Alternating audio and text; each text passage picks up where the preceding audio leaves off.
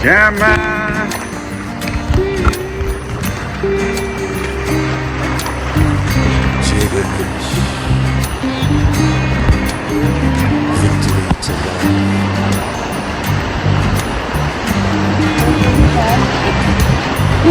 Victory tonight. Namaste! Hi, welcome to the Shaman the Mermaid, and here we are in Golden, Colorado, one of our favorite places that we both like to visit, camp in, and maybe move to. We're just putting that out there, that this could be the future home of the Shaman and the Mermaid. Yes, we love it here. It's beautiful. And in the background, you might hear the screams and yells of the tubers going down the Clear Creek. We've been doing it ourselves. It's been a lot of fun. Camping just across the way over there. We'll give you some footage of that. And of course, behind us is Clear Creek Canyon and Golden, Colorado. So we are August 1st through August 30th, and this is midsummer. In fact, Lammas is the first real significant point in our talk today. That's August 2nd, and that is the midpoint between summer solstice and fall equinox. So summer is halfway through on that day. And we were thinking about, as we were camping and meeting so many wonderful fellow campers and watching all the gleeful tubers going down, how wonderfully spirited everybody is and how extremely friendly our camping neighbors are. And there's something about summertime that brings out the joy of life and the sunshine, the longer days, the longer lights. So that brings us to our theme, Yay. which we came up with that ties in the astrology for this month's cycle. And we said, A heart of gold is light as a feather. a heart of gold is as light as a feather. And there's a couple reasons why we're playing with that. We've, like I said, met so many wonderfully friendly people just walking the path by us on our campsite, and lots of good mornings and how you doing, and it made us happy to see the friendliness that's about in this world still, because I think sometimes we get really jaded. We only see what the news shows us, or oftentimes we're in our own rush of life and we're not taking time ourselves to be friendly, and therefore friendliness isn't shown back to us.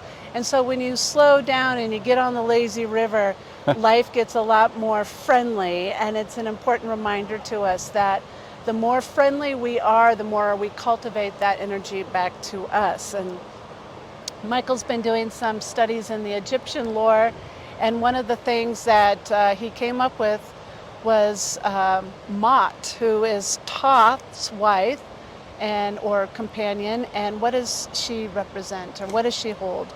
Mat is the goddess and the sacred feminine energy who connects to the earth and wisdom and the sacred path of learning through mysticism and intuition. And when we die, in the Egyptian tradition, she is the one that weighs your heart to see if it is lighter than a feather. And in her crown chakra, she has a feather, often shown there, just like the native peoples of the Americas and the Mayans and the Atlanteans all had a feather right at their crown chakra. And so the feather is put on a scale against the heart, and if after your earth journey your heart is lighter than a feather, you may continue on into the, enlightened world or the continuation of your journey. If it's not, then you're still working through karma. And so a good meditation and a good image is your heart as light as a feather, or are you light in the heart or light-hearted? That was our theme. And then we started thinking about some of the astrology. For example, the new moon on this particular cycle is in the sign of Leo. On August 16th, my dad's birthday, Oh, yeah. is the new moon, and it's a new moon in Leo. And we're thinking about the Leo is the lion-hearted and the courageous one, and to have a heart of a lion means to be brave. And we're thinking there's a lot to do with heart energy. And then some other, cliches that came to mind is he has a heart of gold. And what does that mean, to have a heart of gold? And it means you're a good person. You're really generous, you're giving, you're compassionate, you're friendly. And so we tied it all together. To have that heart of gold would mean that it's as light as a feather, and that allows you to pass through that samsara wheel and into enlightenment. But it's so hard sometimes to have that heart of gold, because we get caught up in our ego and we get caught up in our emotions, and our disposition gets the best of us, and we get cranky and we get irritable and we get frustrated and we get fearful, and it shows up not as gold, that heart of gold, and not feather light, and not even really the heart of the lion, courageous. It just comes out as cantankerous and downright mean-spirited. So it's a gentle reminder, all the astrology this time, to keep moving towards the light. And being light-hearted is having that feather light heart. So what are some of the aspects this month that show us that we want to be moving towards the lightheartedness? And the first stuff was around the sun and Venus, that Michael denoted was a big piece of being lighthearted. And what do you have there? Well, the sun and Venus are traveling together right now. Venus is never very far from the sun, no more than 2 signs away, but right now she's retrograde, and so she's passing behind the sun this time. And on August 13th, the sun and Venus will be conjunct, and so it's midway through her retrograde cycle. She started to one side of the sun, she's right behind it, and when in about 20 days she emerges on the other side of the sun, she'll have switched sides of the sky. For the past 580 some days, she's been the western star, or the evening star, and now for the next 586 days, she'll be the morning star. So just before sunrise, you'll see Venus. And this whole journey of Venus is about resurrection, return, rebirth, renewal of the light, re-energizing. And remember, Venus is about love, and more specifically, self-love. And it's back to the piece of practice being golden-hearted. And how do you do that? Well, it starts by loving yourself. You're going to have a really difficult time loving others, being tender and kind to other folks, if you're not even tender and kind and loving to yourself.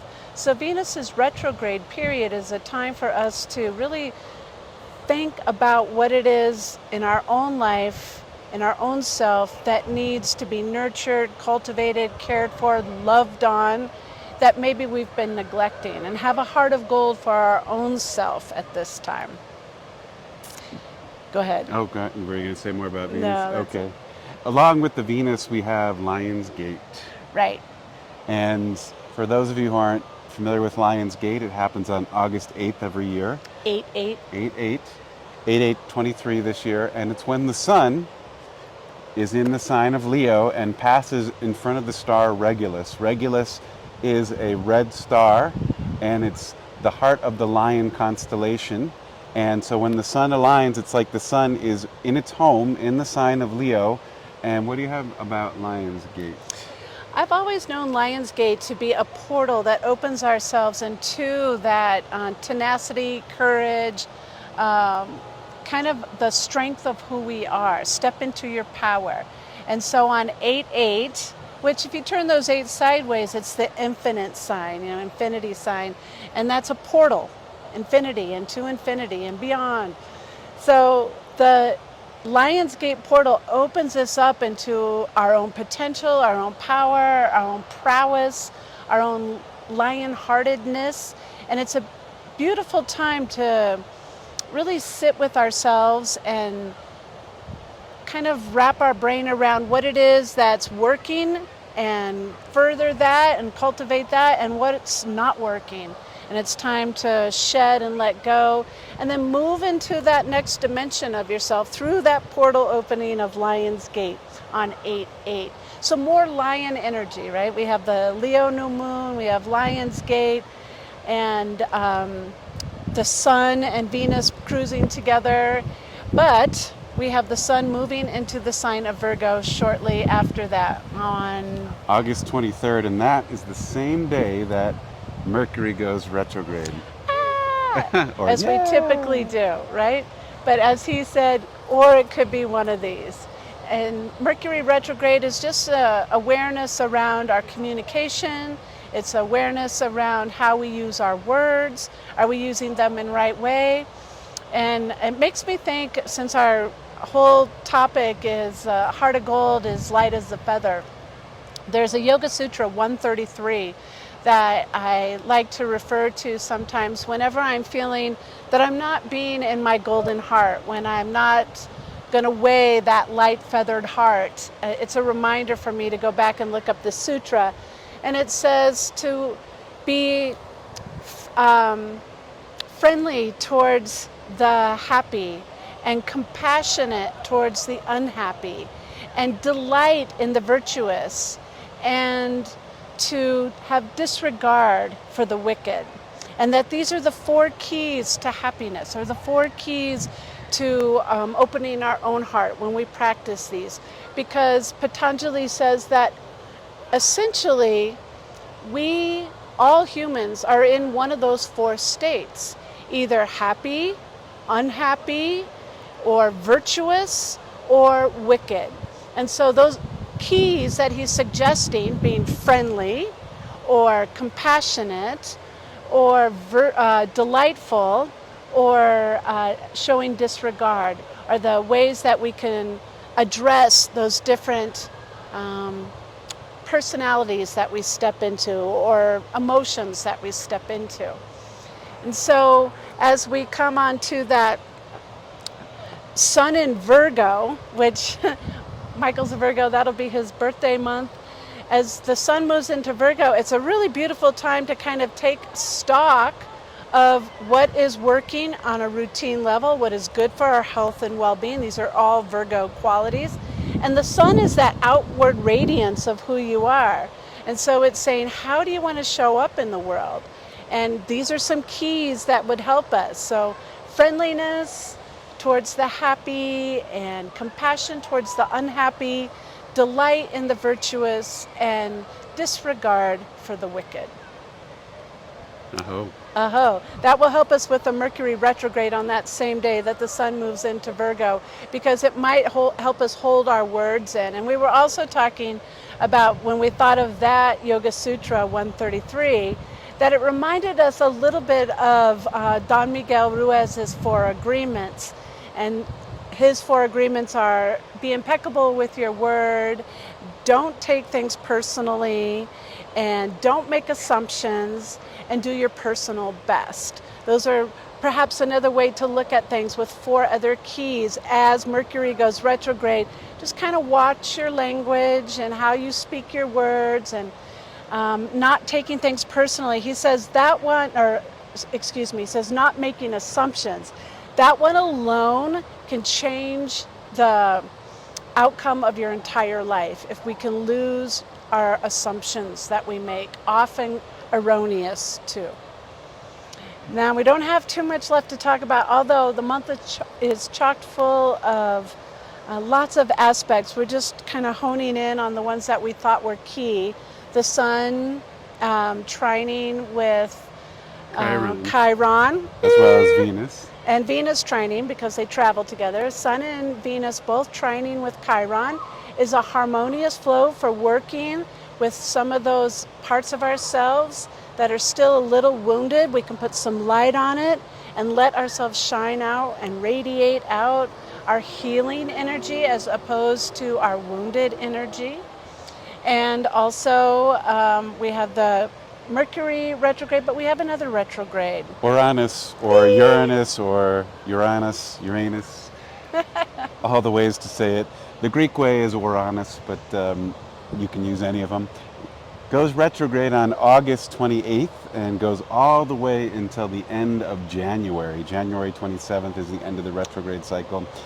All the outer planets go retrograde every year, which is everything from Saturn out to Pluto, and they all are retrograde for almost 5 months at a time. So once Uranus hits retrograde, we have a lot of planets in retrograde. Pluto, Saturn, Neptune, Venus, Mercury, and so that's a lot of backwards moving energy. And Uranus is in Taurus right now, getting towards the later degrees of it. Though to me this one is not I don't want to say a bad one, but it's interesting because the full moon, which kicks off on August 1st, is a full moon in Aquarius, ruled by the planet Uranus. And so there's this electrical energy in the field because Mercury represents electricity, so is Uranus. They're both retrograde, so it might be a slowing down on the nervous system, a slowing down on communication, a slowing down on things that are going fast and forward and furious, and it says take a break, review, be calm, go to water, connect to earth, slow down in the mind, connect to the heart. And so I think this is a time to drop out of the head because both Uranus and Mercury are mental thinking energies, and it's drop into that solar, heart-centered consciousness. A heart of gold is light as a feather. Very well said. It's so true. And here we are in Golden, practicing having our golden hearts, hopefully light as a feather as we go down our raft on the Clear Creek. Hopefully you're having a wonderful summer, and we'll pick you up on the other side of the Pisces full moon on August 30th. Yes, 30. So happy August, and remember, Lammas is that first harvest. This is the month of the very first harvest, and the pulse of summer is at its height right now. That's what Lammas celebrates, is the first breaking of the bread that we make from the wheat harvest. So enjoy good company, break some bread, have the heart of a lion, and be light as a feather. Now let's go celebrate at our campsite. Yes. Namaste. Namaste.